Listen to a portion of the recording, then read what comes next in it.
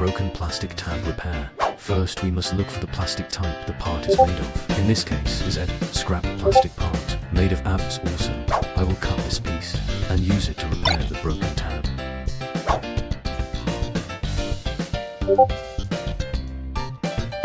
Acetone.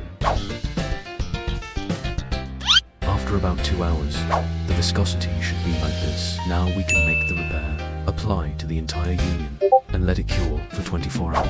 Solid. Now let S make a real test. Great. Strong as new. Stay with me and I will show another great repair.